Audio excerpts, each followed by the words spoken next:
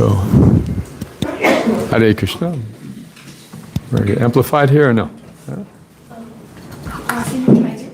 Hare Krishna, Hare Krishna. Take this off.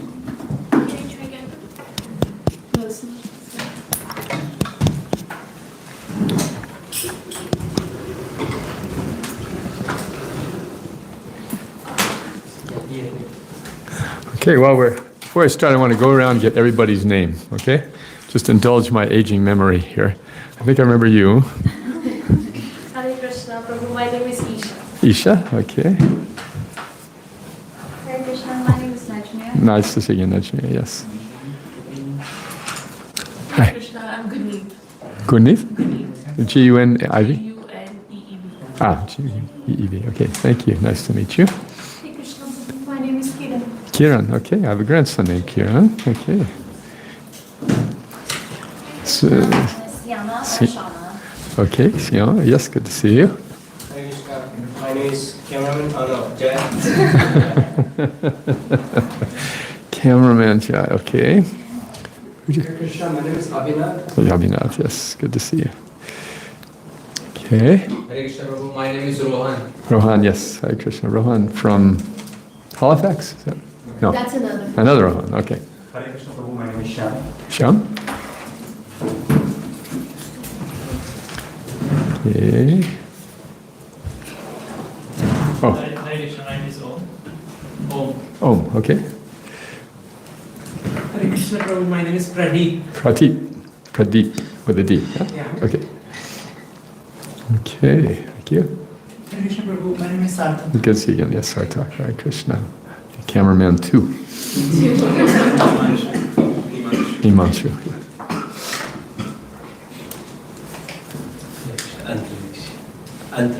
Antriksh, yes, Antriksh. Good to see you.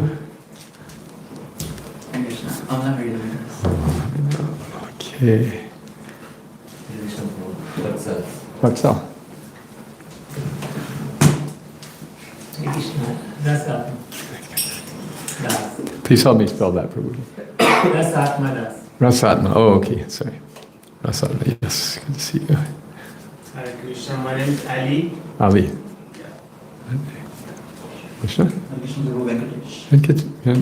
Okay. Okay, thank you, nice to. Oh, I think I remember you, although last night I thought you were somebody else, but Devansi, okay. Good. Good to see you. Oh, Monia. Yes, Monia, good to see you. Okay, thank you for my aging memory. And I've met about 600 people in the last few weeks. All right, so we're reading this morning from the 8th canto. The demigods regain the heavenly planets. And we're doing texts 13 through 31. Om Namo Bhagavate Vasudevaya. Om Namo Bhagavate Vasudevaya. Om Namo Bhagavate Vasudevaya. Om Namo Bhagavate Vasudevaya. Om Namo Bhagavate Vasudevaya. Om Namo Bhagavate Vasudevaya. Narayanam Namaskritya. Naram Chaiva Narottamam Devyam Saraswatim Vyasam Tato Jayam Udirayet Nasta Prayashvabhadreshu Nityam Bhagavata Sevaya Bhagavati Utamashloke Bhaktir Bhavati Naishtaki. Right, so let's read around, please, starting here. We'll read one translation. Oh, is there more invocation you usually do? Om Jnanatimrandasya Jnananjana Shalakaya Chakshurjulitam Jena Tasmai Shri Gurve Namah. Darkness of ignorance, and my spiritual master, open my eyes with the torchlight of knowledge. Offer my respectful obeisances unto him. All right, so now let's read around. We'll start with text 13, yeah. We start in the back row. Text 13. And with the Supreme Personality of Godhead, Narayana, thereafter addressed Sukracharya. who was sitting nearby in the midst of the assembly with the priests, Brahma, Hota, Udgata, and Adri. O Maharaj Parikshit, these priests were all Brahmavedis, followers of the Vedic principles for performing sacrifices. O best of the Brahmins, Shukracharya, please describe the fault or discrepancy in your disciple Bali Maharaj, who engaged in performing sacrifices. This fault will be nullified when judged in the presence of qualified Brahmanas. Text 15. Shukracharya said, My Lord, you are the Lord and Lord in all governments of sacrifice, and you are the Yajna Purusha, person to whom all sacrifices are offered. If one has fully satisfied you, where is the chance of discrepancies, faults, in his performances of sacrifices? There may be discrepancies in pronouncing the mantras and observing the regulated principles. And moreover, there may be discrepancies in regard to time, place, person, and paraphernalia. But when your Lordship's holy name is chanted, everything becomes faultless. Lord Vishnu, I must nonelessness act in of their Obedience. obedience to your order, because of being your order is most Auspicious. auspicious and is the first duty of everyone. Sukadeva Goswami continued. In this way, the most powerful Shukracharya accepted the order of the Supreme Personality of Godhead with full respect. Along with the best Brahmanas, they began to compensate for the discrepancies in the sacrifices performed by Bali Maharaj. O King Parikshit, thus having taken all the land of Bali Maharaj by getting the Supreme Personality of Godhead, Lord Vamanadeva delivered to his brother Indra all the land taken away by Indra's enemy. Lord Brahma, the master of King Daksha and all other Prajapatis, accompanied by all the demigods, the great saintly persons, the inhabitants of Chitraloka, the Manus, the Munis, and such leaders as Daksha, Prabhu, and Angira, as well as Kartikeya and Lord Shiva, accepted Lord Vamanadeva as the protector of everyone. He did this for the pleasure of Kashyapa Muni and his wife Aditi, and for the welfare of all the inhabitants of the universe, including their various leaders.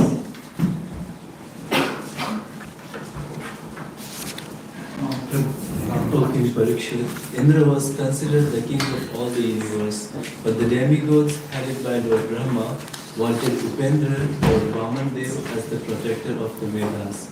The principles of religion, fame, opulence, auspiciousness was elevation to the higher planetary system and liberation. Thus, they accepted Upendra, the Lord Vamandev, as the supreme master of everything. This decision made all living entities extremely happy.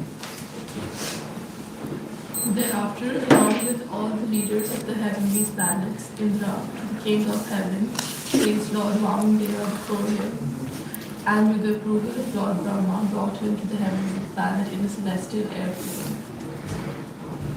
Indra, king of heaven, being protected by the arms of Vamanadeva, the supreme personality of Godhead, thus regained his rule of the three worlds and was reinstated in his own position, supremely opulent, fearless, and fully satisfied.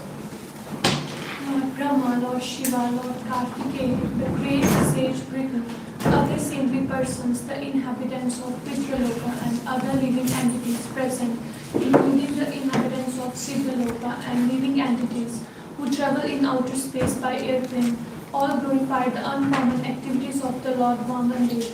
O King, while chanting about and glorifying the Lord, they return to their respective heavenly planets. They also praise the position of Aditi. O Maharaj Parikshit, pleasure of your dynasty, I have now described to you everything about the wonderful activities of the Supreme Personality of Godhead, Vamanadeva. Those who hear about this are certainly freed from all the result of sinful activities. One who is subject to death cannot measure the glory of the Supreme Personality of Godhead, Srila Karma, Lord Vishnu, any more than he can count the number of atoms on the entire planet Earth. No one, whether born already or destined to take birth, is able to do this. This has been sung by the great sage Vasishta. Explaining. If one hears about the uncommon activities of the Supreme Personality of Godhead in his various incarnations, he is certainly elevated to the higher planetary system or even brought back home, back to Godhead. 21. Whenever the activities of Vamanadeva are described in the course of ritualistic ceremony, whether the ceremony be performed to please the demigods, to please one's forefathers in Pitraloka, or to celebrate a social event like a marriage, that ceremony should be understood to be extremely auspicious. That's right.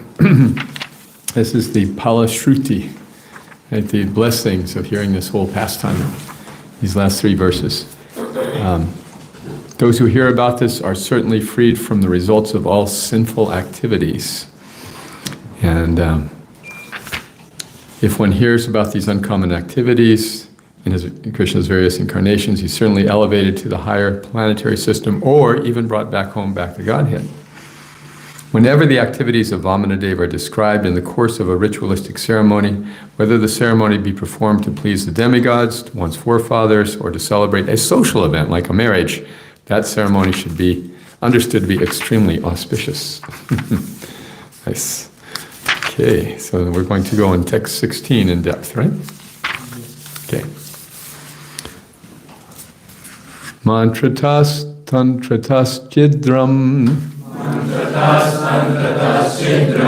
Desha kalar havastutam Sarvam karoti nischidram Anusankirtanam tava Mantratas tantratas chidram Desha kalar havastutam Sarvam karoti nischidram Anusankirtanam tava. Please chant. Mantratas tantratas chidram. Mantratas tantratas chidram. Desha kalar havastuta. Desha kalar havastuta. Sarvam karoti nischidram. Sarvam karoti nischidram. Anusankirtanam tava. Anusankirtanam tava. Mantratas tantratas chidram. Mantratas tantratas chidram. Desha kalar havastutaha. Sarvam karoti nischidram. Sarvam karoti nischidram. Anusankirtanam tava. Anusankirtanam tava. Mantratas tantratas chidram. Mantratas tantratas chidram. Desha kalar havastuta. Sarvam karoti nischidram. Sarvam karoti nischidram. Anusankirtanam tava. Anusankirtanam tava. Mantratas tantratas chidram. Mantratas tantratas chidram.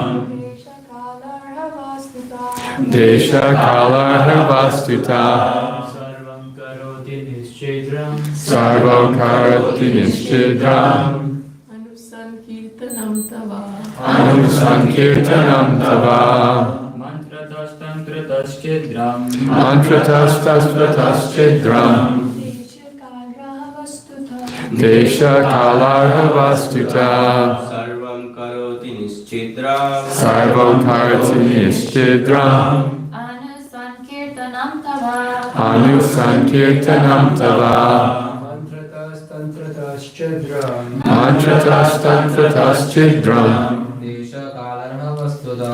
Desha kalar havastuta. Sarvam karoti nischidram. Sarvam karoti nischidram. Anusankirtanam tava. Anusankirtanam tava. Mantratas tantratas chidram. Mantratas tantratas chidram. Desha kala vastuta. So, Sarvam karoti nischidram. Sarvam karti nischidram. Anusankirtanam tava. Anusankirtanam tava. Mantratas tantratas chidram. Mantratas tantratas chidram. Kala vastuta.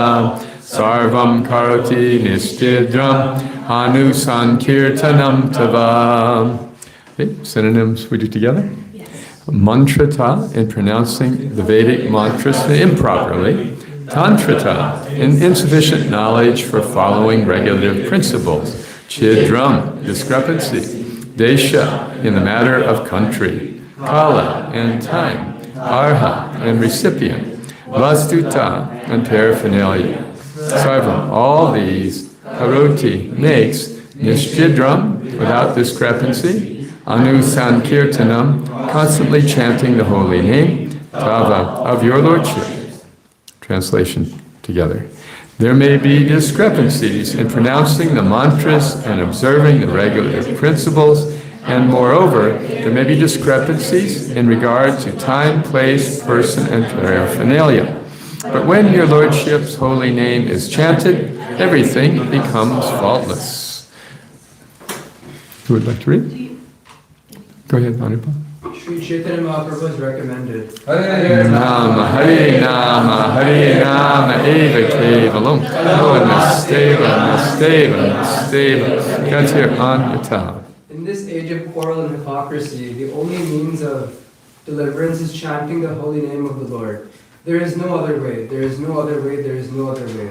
Brihan Naradiya Purana 38.126. In this age of Kali, it is extremely difficult to perform Vedic ritualistic ceremonies or sacrifices perfectly. Hardly anyone can chant Vedic mantras with perfect pronunciation or accumulate the paraphernalia for Vedic performances.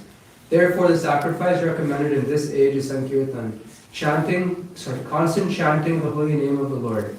Yagya Sankirtana Praya Instead of wasting time performing Vedic sacrifices, those who are intelligent, those who possess good brain substance, should take to the chanting of the Lord's holy name and thus perform sacrifice perfectly. I have seen that many religious leaders are addicted to performing yagyas and spending hundreds and thousands of rupees for imperfect sacrificial performances. This is a lesson for those who unnecessarily execute such imperfect sacrifices. We should take the advice of Sri Chaitanya Mahaprabhu. Although Shukracharya was a strict Brahmana addicted to ritualistic activities, he also admitted, Nishchidam Anusankirtanam Tava. My Lord, constant chanting the holy name of your Lordship makes everything perfect. In Kali Yuga, the Vedic ritualistic ceremonies cannot be performed as perfectly as before. Therefore, Srila Jiva Goswami has recommended that although one should take care to follow all the principles in every kind of spiritual activity, especially in worship of the deity, there is still a chance of discrepancies, and one should compensate for this by chanting the holy name of the Supreme Personality of Godhead. In our Krishna consciousness movement, we therefore give special stress to the chanting of the Hare Krishna mantra in all activities. Jai. Srila Prabhupada ki jai. Jai. A beautiful verse. It just came from Vrindavan and the 50th anniversary of the installation of the deities there. This calls to mind what Prabhupada did at that time. This was what they call English Mandir, the English temple. And the locals were very skeptical about whether these foreigners could properly worship the deities. In those days, there were very few devotees of Indian descent in ISKCON. At one time, Srila Prabhupada said, "I'm the only Hindu in ISKCON." Subhavalas Prabhu was one of a handful right here in Toronto. And so all of his disciples were these very inexperienced and newly minted Vaishnavas from the West, from Australia and North America, and some from South America and from Europe. Here in Vrindavan, the holiest of holy places, worshiping the deity. And Prabhupada was proposing to start a temple there. And so it was a piece of land way out in the sticks, way out in the distant part of Vrindavan, and everyone thought no one will ever go there. It's so far away. But anyway, this nice family who appreciated Prabhupada very much offered to donate the land. They approached the gentleman's land in my wife's name, so it will be up to her. So he agreed, she agreed, and the land was donated. Prabhupada got it signed over right away. But then, actually the lady was willing to give it, but then the husband thought about it, and he said, I want to put a gas station on the part by the road. You can have the part in the back, but we want to have a gas station up front. And Prabhupada said, no, that will not do. So the lady was very devout, and she said, I will let Krishna decide. So she took 2 pieces of paper, and one she wrote yes, one she wrote no. She put them on the feet of her deities, and then she invited the devotee to come over. He said, whichever one you pick, I will take that as Krishna's arrangement. So he picked the yes. Therefore, there's no gas station in front of Krishna Balaram. So having the land, and Prabhupada began the construction. It was a very laborious, challenging task. The devotees were very inexperienced. Prabhupada called us damn cheap bubbas. He said, you ask how much, they will say 3 times the price, and you'll say, oh, that's damn cheap. So, with these very inexperienced devotees and Prabhupada's determination, somehow the temple was built, it was to be opened, but Prabhupada invited the local Brahmins to come, the most respected local Brahmins to come and perform the rituals for installing the deities. And he sat patiently while they performed these various rituals. He said this was necessary because otherwise people would not accept that the deities were actually authentically installed, because the Westerners would be worshiping them. However, after the ceremony and after all the rituals were done, he said, actually, chanting Hare Krishna would have been sufficient. While all the rituals were going on, the devotees were having kirtan in the background, and Prabhupada said, I was enjoying the kirtan while the rituals were underway. And then he actually writes in the Srimad Bhagavatam, that would have been sufficient. But for this reason, we had to have these rituals. So the Vedic text is kind of an ambiguous understanding that we have. How important are the Vedas for our practice of spiritual life? Does anyone remember from the Bhagavad Gita? We all study Bhagavad Gita here. Right? So the beginning of the Gita, Arjuna expresses his unwillingness to fight. Then he says, Krishna, you please instruct me. I don't know what to do. So when he begins instructing, Krishna gives 3 initial lessons, okay, as foundational reasons as to why Arjuna should fight. What was the first lesson? These are groups of 10 or 12 or 6 or 8 verses, three in a row in chapter 2 of the Gita.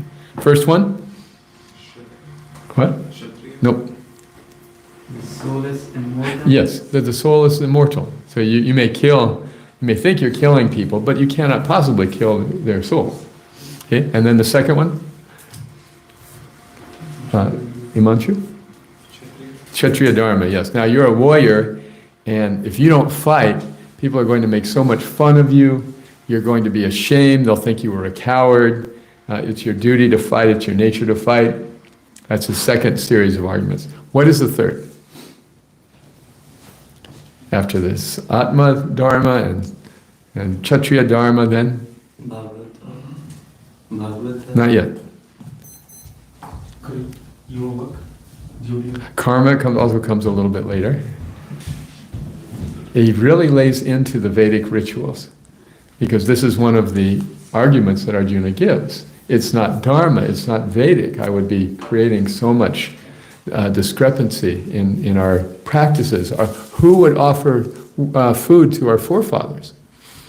It's described in the Vedas that after the forefathers die, they may be in this position of suffering due to their karma, and their descendants offer water and food. Otherwise, they'll be without water and food. So it's the duty of every child to offer water and food to the ancestors. Anyone familiar with this? You've heard this, yes? A pinda. So Arjuna says, if we kill everybody, who's going to do that? Among other things, and it will lead to so many anomalies in society. And Krishna really says that following the Vedas is not so important. He says that all the purposes of the Vedas can be fulfilled if one knows the purpose behind them.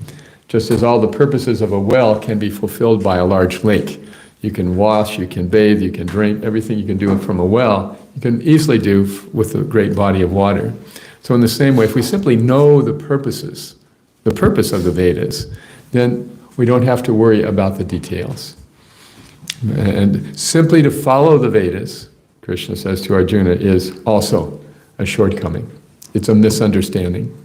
When your mind has passed out of the dense forest of delusion, he uses very strong language, the dense forest of delusion referring to all the Vedic rituals, then you will see the whole picture. So here it is in the Bhagavad Gita, considered the essence of the Vedas, and Krishna's condemning the Vedic rituals. Not condemning, just minimizing. This is one of the beauties of the Vedic tradition that was so different from the one that I grew up in, and perhaps others. It was very dogmatic. It's our way or hell. My friend Anutama Prabhu was telling me about this book distribution encounter he had.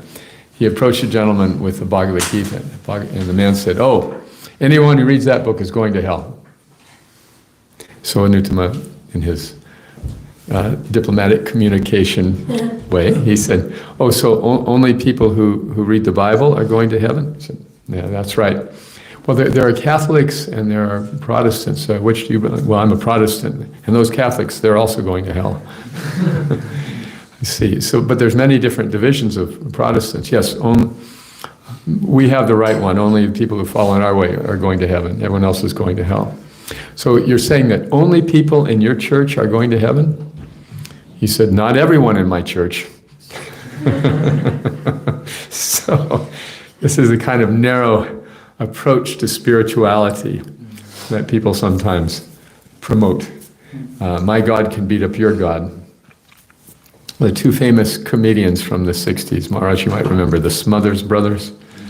So they're talking, and one says, "I think all the religions in the world should come together and discuss what they have in common, their common ground." And the other says, "Oh, you mean a belief in a supreme being?" And he said, "No, a belief that theirs is the best one." So the point is that Krishna, although he puts down the ritualistic performances, he doesn't condemn them outright. He doesn't say they're a waste of time, he just says they're not sufficient. And in other places in the Gita, he gives a hierarchy of spiritual choices. There's one very famous verse or exchange at the beginning of chapter 12. Does anyone remember what question Arjuna asks at the beginning of chapter 12? Arjuna asks, what is better, something impersonal Brahman, or the unmanifested, I forgot. Arjuna asks Krishna, what is better? I forgot the first part, and the second part is the impersonal Brahman mentions that. Right. To worship you directly or to worship the impersonal Brahman, right? Remember, at this point, Arjuna has just seen the universal form and had the heck scared out of it. and then Krishna said, "Okay, you asked, I showed you now, look, here I am again." Right?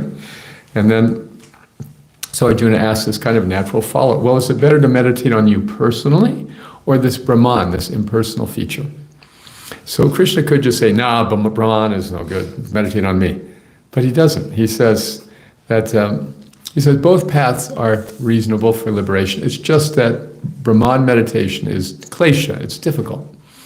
And eventually, if you do it long enough, you can succeed. But if you surrender to me, I will swiftly pull you up from the ocean of birth and death.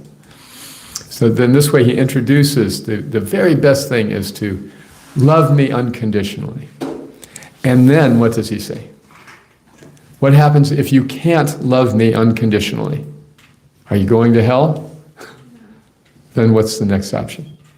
Follow my devotee. Pardon me? Follow my devotee. Follow the rules and regulations. Yes. Abhyasa yoga yuktena. Follow the rules and regulations of bhakti. Yes. Why? Because by that practice you'll develop the desire to come to me. Sometimes devotees would complain to Srila Prabhupada about all this bowing down.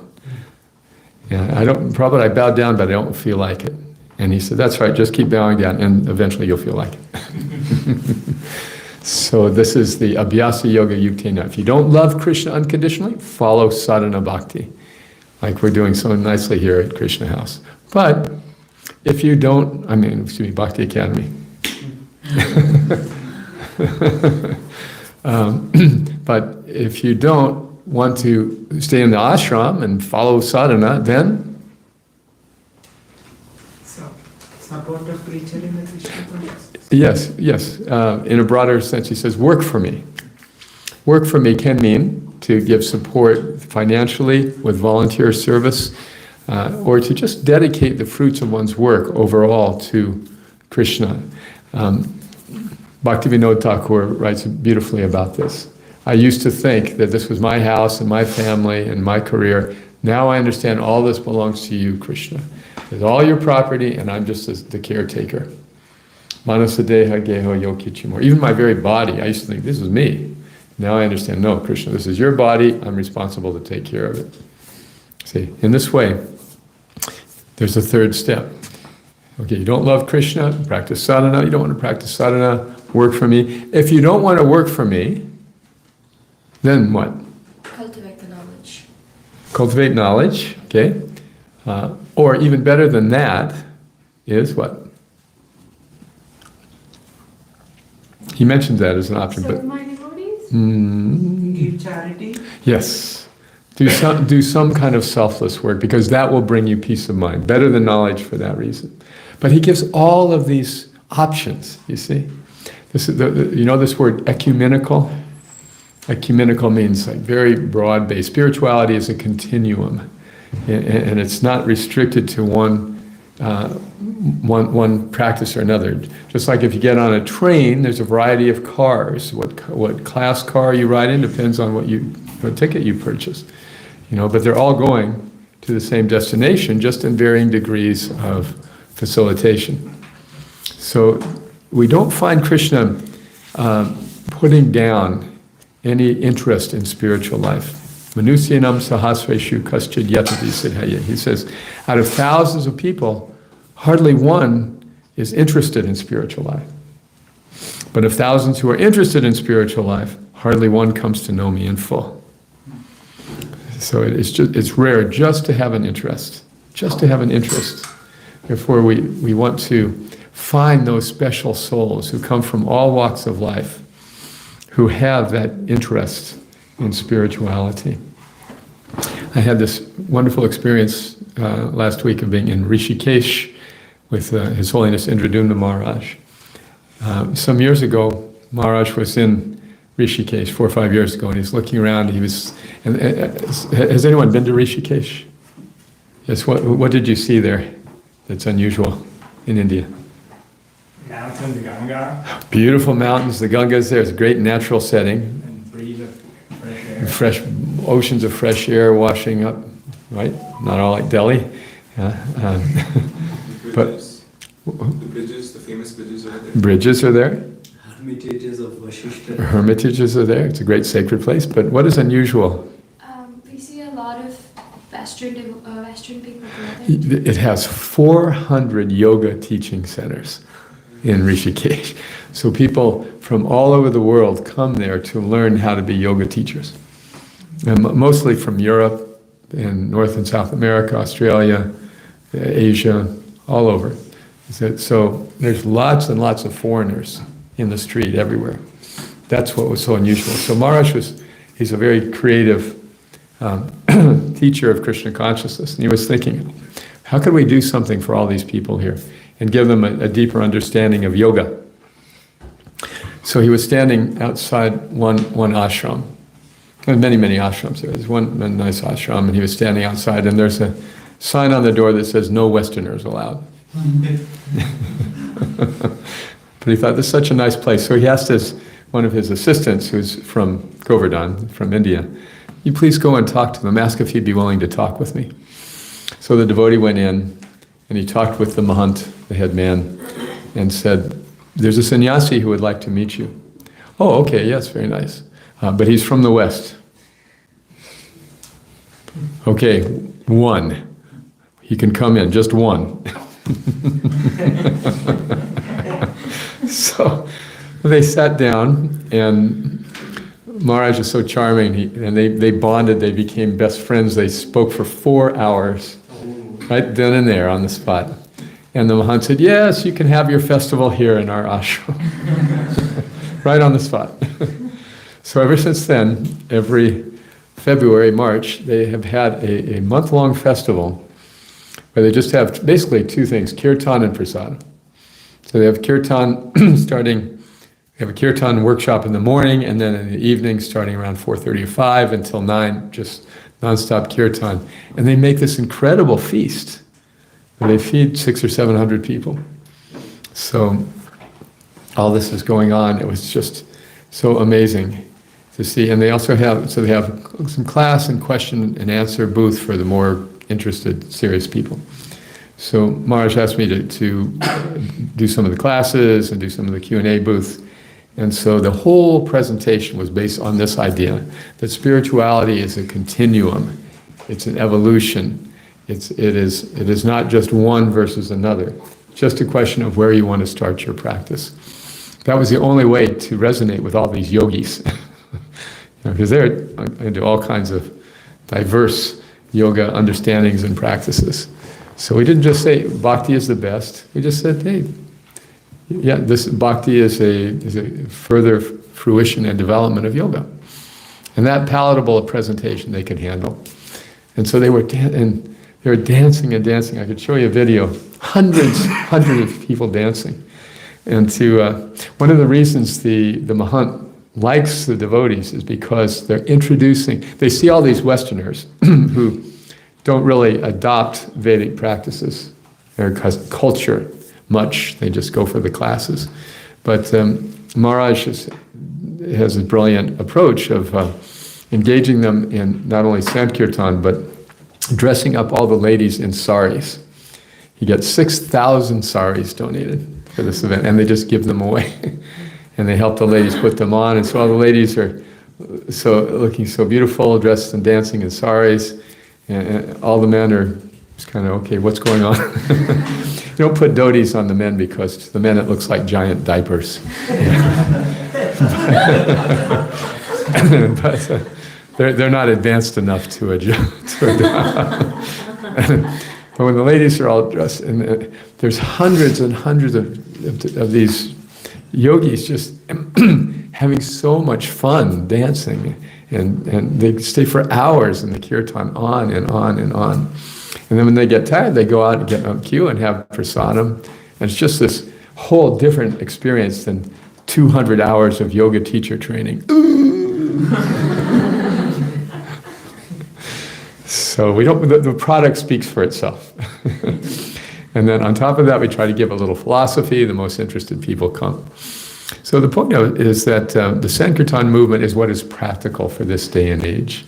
What was previously undertaken by severe austerities, by great sacrifices, by performance of Vedic rituals, is accomplished very easily in Kali Yuga, simply by the chanting of the holy name. Kalo dosho nidhe rajan, astiheka mahadguna. That in this age of Kali, there's nothing but an ocean of faults. Everything is backwards, everything is wrong. And it's getting faultier and faultier. Coming from America, I can attest to this. There's crazy things happening in the world, and any sense of honor and honesty and decency has pretty much been flushed south of the border. So Kali Yuga is just progressing. However, the crazier things get, the better it is for the Sankirtan movement, because people will begin to see through the facade of materialism more and more. And prices go up, and there's civil unrest, and all kinds of crazy things happen. People will begin to ask, what happened to my wonderful, perfect life, you know? And this is when spiritual life begins. Atato Brahma Jigyasa. The first line of the Vedanta Sutra, or rather the first aphorism. Now that you're a human being, you should inquire what is the purpose of life. So unless we are confronted, unless we're exceptionally intelligent or confronted by some difficulty, we usually don't come to that point where we question our existence. We don't ask, why am I here? We don't ask, especially, why am I suffering? You know, we just try to ignore the suffering and maximize the enjoyment, which is a fool's errand, because Tasyaiva heto prayate te kovido, the Bhagavatam explains that pleasure is going to come, and suffering is going to come. No matter what you do, they're both going to come, and you can't change that.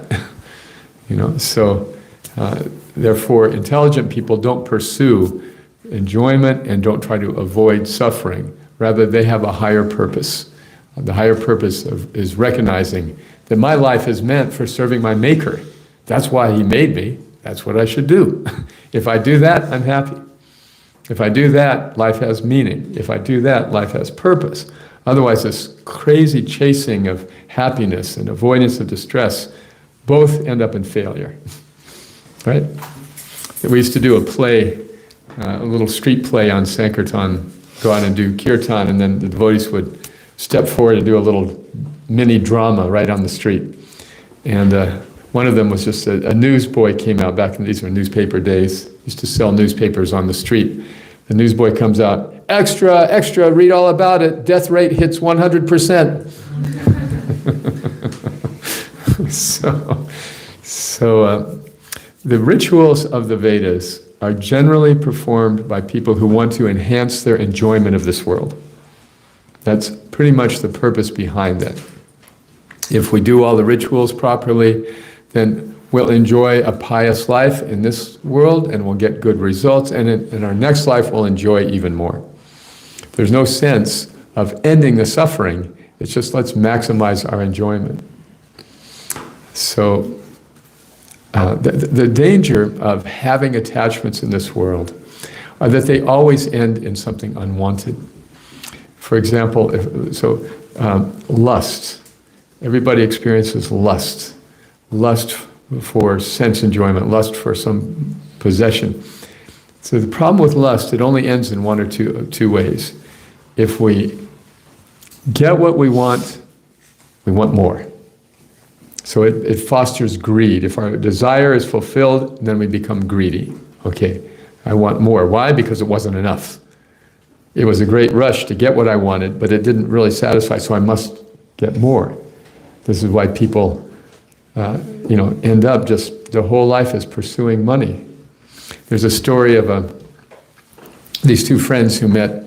One of them has a nice watch, nice pocket watch, old-fashioned pocket watch. And his friend said, "Oh, that's a very nice watch. Where did you get it?" He said, "Oh, it was my grandfather's. He sold it to me on his deathbed." You get it? He sold it to me on his deathbed. Couldn't be, give it away. No, I get it. So, this is the mentality. If we just chase pleasure, we just become greedy and become very short-sighted. And then if we don't get what we want, then we become what? Angry, right? So desires end in either anger or greed. One way or the other, we lose. So in the Gita, Krishna says, Vita Raga Bhaya Krodha, the one who is freed of attachments and fear and anger. Those many sages in the past have realized me through that approach. Yehi samsparsaja bhoga, Krishna says that, therefore intelligent people do not pursue material enjoyments because they see their sources of misery. That is the reason why Chaitanya Mahaprabhu's Sankirtan movement is so amazing. Sometimes people will just try to give up attachments, but that doesn't really work because we are pleasure-seeking by nature. So what Lord Chaitanya does, what Srila Prabhupada has brought us, is this simple method by which we can become attached to positive things. We can become attached to, like the morning program, okay? I mean, I realize sometimes it's up and sometimes it's down. I'm sure you've experienced that, right? Some mornings you're fired up, some mornings you'd be fired up to stay in bed. When I first moved in the ashram, there was this young brahmachari. He would always struggle to stay awake during japa. And so one morning, very sleepy, he said to the temple president, "Prabhu, I'm so sleepy. Could I please go and take some rest?" Temple president says, "Okay." "Thank you." And he goes running up the stairs. So,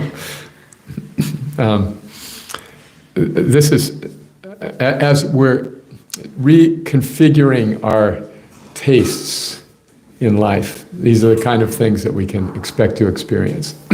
Some unsteadiness. Sometimes we'll have a taste, sometimes not. That's all right. This is actually great training for transcending the motivations based on material happiness or distress. When we rise above acting just for the sake of what might please us in the moment, we come to the point of being dutiful on the spiritual path, and then that duty turns into taste. I've had this experience in Gainesville many times where I've been running the Krishna house for some years. We'll have people move in who know a lot less about Krishna consciousness and Vedic culture than probably any of you, if not all of you, before moving in. But they agree, okay, I'll try it for a semester. I'll try it for 3 months. I'll try a bhakti immersion. Just like in Rishikesh, they have all the hundreds of yoga immersion ashrams. There's not one bhakti immersion ashram. 400 hatha ashrams, but now we have one. We're going to have an ongoing bhakti immersion ashram in Rishikesh. So anyway, these young boys or girls will come in just on a tentative basis. Oh, I have to chant. Oh, all right, I'll chant for an hour a day, and I'll follow these 4 rules, and I'll be there in time for a 6 o'clock arti in the morning. So this is a big step for these kids who don't know much about it. And we screen them to see, are they dutiful enough to keep this commitment? And if we fear they'll keep it, then okay. So then after a month, very uncertain about whether they made the right decision. Then all of a sudden, at some point, the light bulb goes on, and they say, hey, this is fun. In fact, the last thing in the world they were expecting. This is fun. I'm enjoying this. So that just reinforces the understanding that is there in the scriptures, that loving Krishna is dormant and natural in everyone. Everybody. Nityasiddha Krishna Prema Sadhuka Bhunoi. So just given a chance to experience, this is what Lord Chaitanya has given. Well, this highest level of yogic realization, actually, to have a taste for serving the Supreme Personality of Godhead, he gives it very easily, readily to everybody at a very low price. So therefore, in this Kali Yuga, people are either very fortunate or very unfortunate. Even the followers of the Vedic rituals, they're on the path, they're in the continuum, they're in the spectrum, but still it's just not enough. It's said that if all your rituals don't bring you love of God, what is the use of your rituals? And if you have love of God, what is the need for the rituals? So in both cases, we know the goal, then we can understand and progress on the path. Just like, it's funny how Sukracharya is speaking here, you know? The Sukracharya who created all the trouble in the first place. Now, having seen Lord Vamanadev and now the personal appearance of Lord Vishnu, he's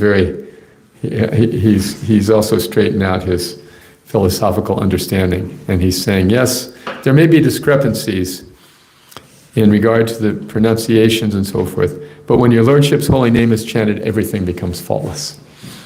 Just one last story in that regard, and then I'll stop. I think I've mentioned this before, but I love this story, especially relevant for this. So there's a great devotee named Jayananda Prabhu.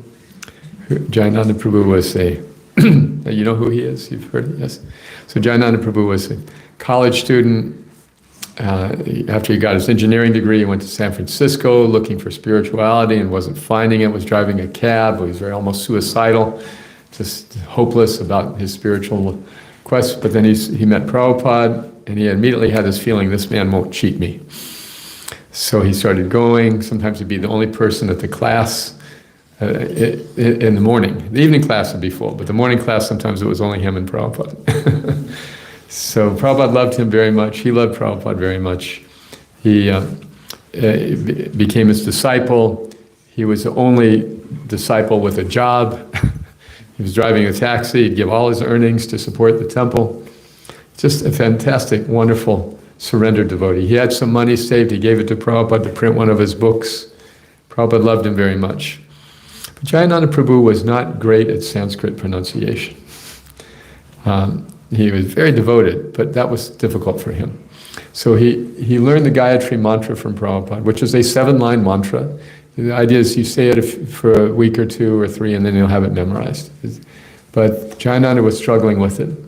So when this new devotee, Tamal Krishna Maharaj, then Tamal Krishna Brahmacharya, was going to get his second initiation, Jayananda said, maybe I should go with you and get a refresher. I'm having a hard time remembering. And so they went together. They explained. Prabhupada said, yes, sure, so we'll start with you, Jayananda.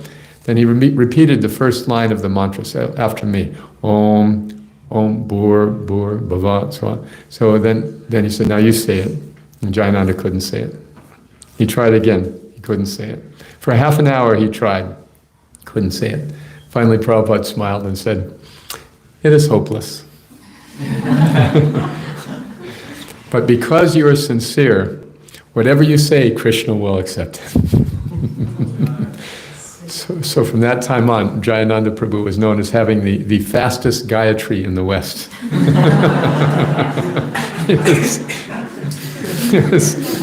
Everyone would sit down to say Gayatri, 30 seconds later Jayananda was up. Back to work. So even if there's discrepancies in the practices, because of the power of the holy name, everything becomes faultless. Jai. All right, any comments, reflections, questions? Yes, Abhinav Prabhu.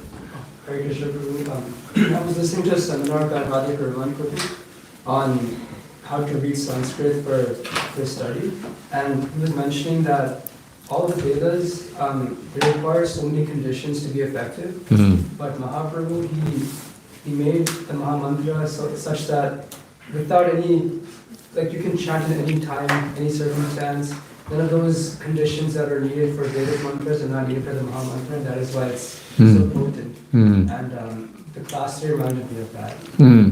Thank you. Yes, right on the point. Yes, yes. No conditions. Do you know this line from the Shikshastakam? Which? The second verse.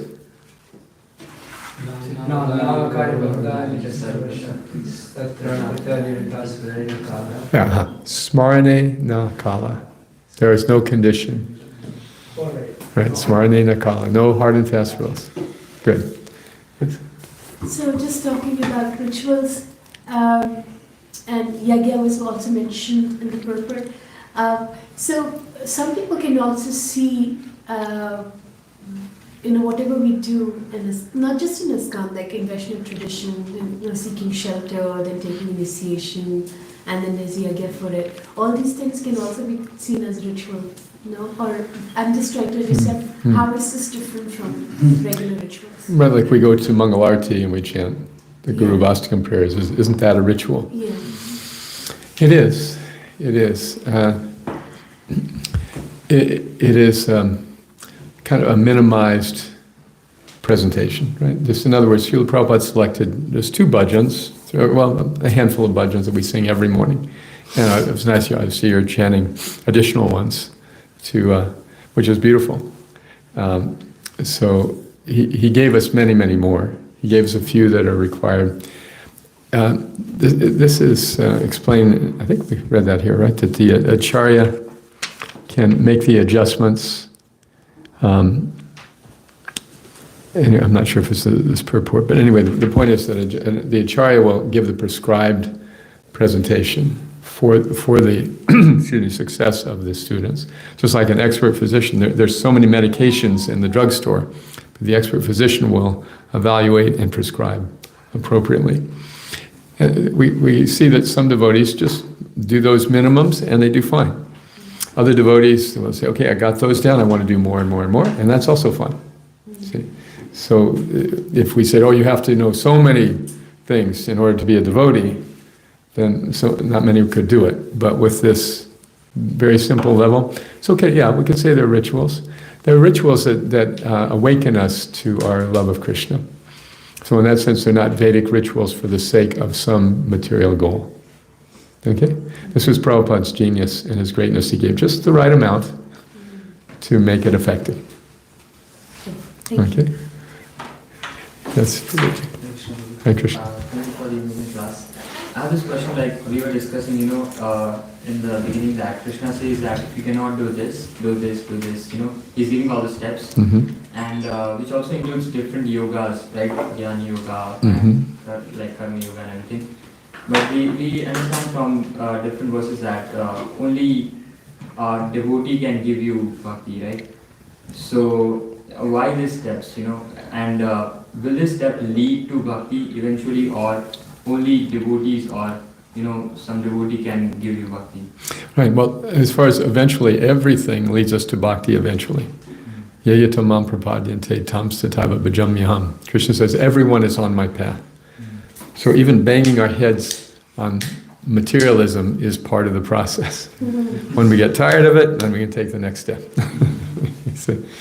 So, can we get bhakti?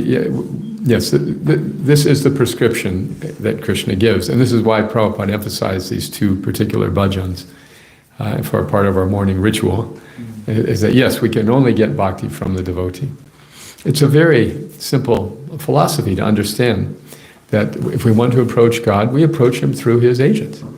Just like if we want to approach any official in the government, we have to call and make an appointment, right? We have to talk to a secretary who runs a schedule. We have to have a good reason, just to get even to a low-level bureaucrat, what to speak of the Supreme Personality of Godhead. This is why this Ritvik philosophy is so ridiculous, because they say you can only approach God through Prabhupada, you can only approach Krishna through Prabhupada. No one else is qualified. Well, how do we approach Prabhupada, right? Right? It's das anudas, and Chaitanya Mahaprabhu himself said, I am the servant of the servant of the servant of the gopis 1,000 times removed.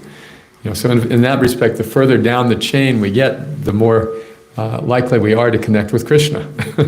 We serve the servant of the servant of the servant of the servant of Krishna.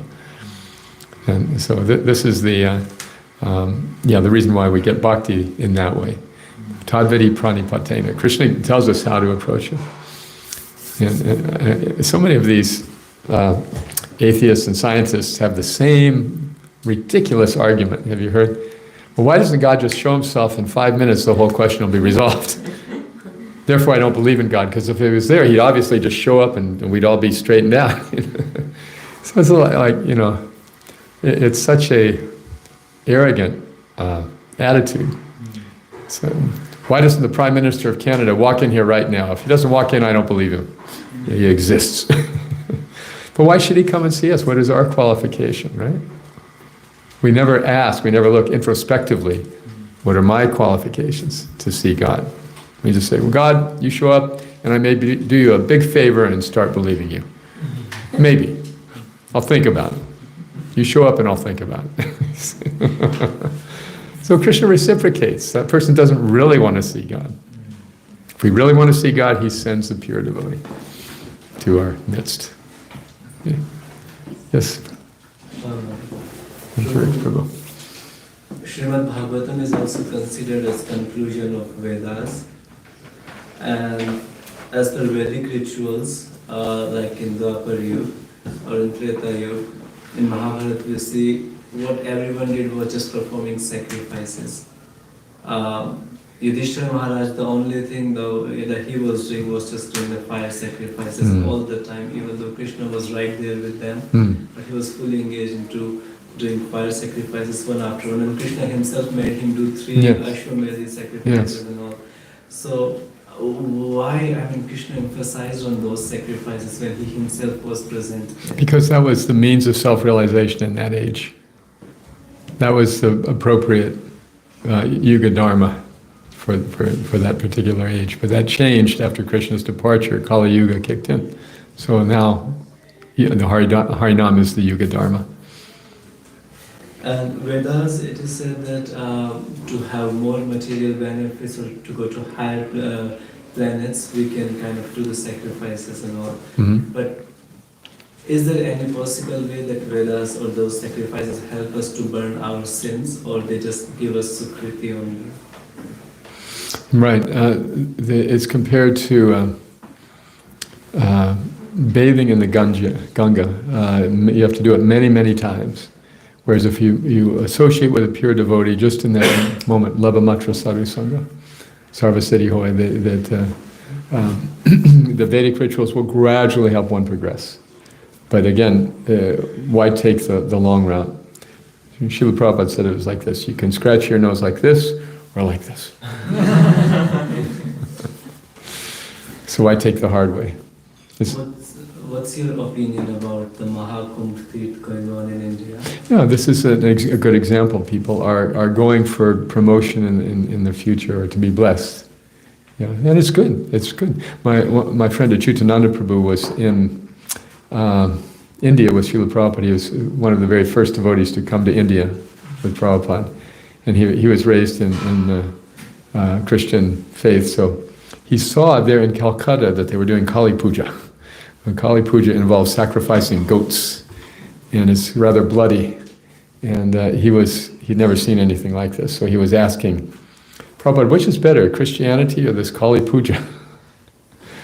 He said Prabhupada thought about it, and then he said the Kali Puja is better because at least it's following some systematic approach. Before killing the goat, they're supposed to say a mantra, now I'm killing you, in your next life you can come and kill me. See? So it's some kind of progressive Vedic system. In other words, even people who are so low class they want to kill animals, there's some provision for them in the Vedas. However, it's abused, but that's the point. Modern Christianity, on the other hand, is quite without reference to parampara. And it's been so much distorted that it's kind of lost the bhakti of Jesus. Okay? So we'll stop there. Jai Srila Prabhupada ki jai. Srimad Bhagavatam ki jai. Kripa Sindhu.